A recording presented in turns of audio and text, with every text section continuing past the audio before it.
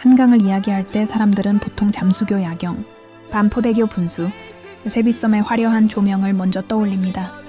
그런데 그 바로 옆 반포대교와 동작대교 사이에 살짝 숨어있는 작은 인공섬 하나가 있어요. 설해섬입니다. 아는 사람만 아는 반포 사람들의 비밀 같은 공간이죠. 설해섬은 원래부터 있던 자연섬이 아니라 1980년대 한강 종합개발과 올림픽대로를 만들던 시기에 함께 조성된 인공섬이에요. 1982년부터 1986년 사이 강남이 본격적으로 개발되던 시기 한강 둔치를 정비하면서 지금의 모습으로 만들어졌습니다. 그 이전 조선시대에는 이 근처에 반포섬이라는 자연섬이 있었고 한강 개발 과정에서 사라진 뒤 그 자리를 대신한 셈이죠. 설해섬은 물 한가운데 떠있는 외딴 섬이라기보다 한강변에 기대어 붙어있는 낮은 섬입니다. 반포한강공원과는 설해 1교, 설해 2교, 설해 3교 3개의 보도교로 연결되어 있어서 알고만 있으면 아주 쉽게 건너갈 수 있어요. 그래서 반포 주민들에게 설해섬은 굳이 차를 타고 멀리 가지 않아도 그냥 슬리퍼 신고 나가도 닿는 작은 섬 같은 존재죠. 섬의 가장 큰 매력은 자연과 속도가 다르다는 것이에요. 강변을 따라 늘어선 수양버들, 물가를 스치고 지나가는 바람, 잔잔하게 넘실거리는 한강 수면, 도심에서 몇 걸음만 옮겼을 뿐인데 시간의 박자가 조금 느리게 흐르는 느낌이 납니다. 이곳은 철사에도 찾아오고 붕어잉어가 살고 갈대와 각종 야생식물이 뒤엉켜 있어서 작은 생태섬처럼 기능하기도 합니다. 무엇보다 설해섬을 전국적으로 유명하게 만든 건 꽃이에요. 봄이 되면 섬 전체가 노란 유채꽃으로 가득 덮입니다. 매년 5월 즈음 열리는 설해섬 유채꽃 축제는 노란 꽃밭 사이를 산책하며 사진을 찍으려는 사람들로 꽤 붐비죠. 가을에는 흰 메밀꽃이 피고 억새와 갈대가 바람을 타고 흔들리면서 또 다른 분위기를 만들어줍니다. 그래서 설해섬은 봄에는 노란 섬, 가을에는 흰 섬으로 얼굴을 바꾸는 사계절이 또렷한 장소예요. 하지만 재미있는 건 이렇게 아름다운데도 서울 사람들 중에서도 설해섬을 직접 가본 사람은 의외로 많지 않다는 점이에요. 대부분 반포 한강공원이라고만 말하고 세빛섬까지만 알고 그 옆 섬이 설해섬인 줄은 모르는 경우가 많죠. 그래서 반포 쪽에 오래 산 사람들은 약간의 은근한 자부심을 갖고 있어요.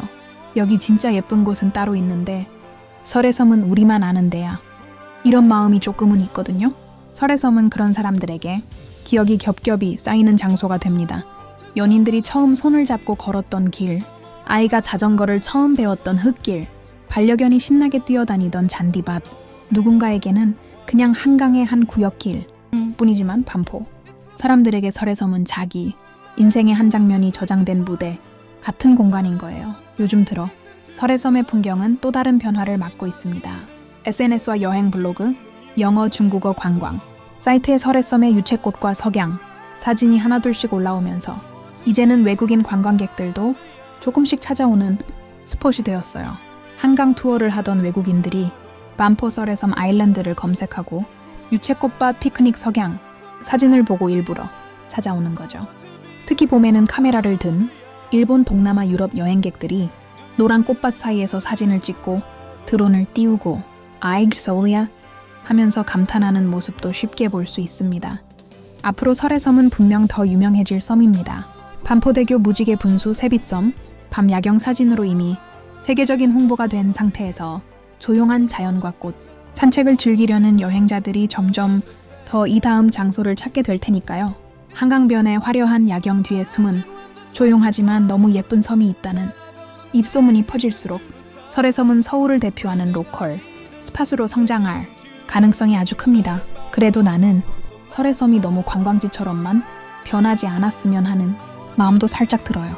유채꽃 축제도 좋고 외국인 관광객이 늘어나는 것도 좋지만 여전히 동네 사람들은 아무렇지 않게 강아지 산책을 나와서 수양버들 그늘 아래 벤치에 잠깐 앉아 쉴 수 있는 곳으로 남아 있었으면 좋겠거든요.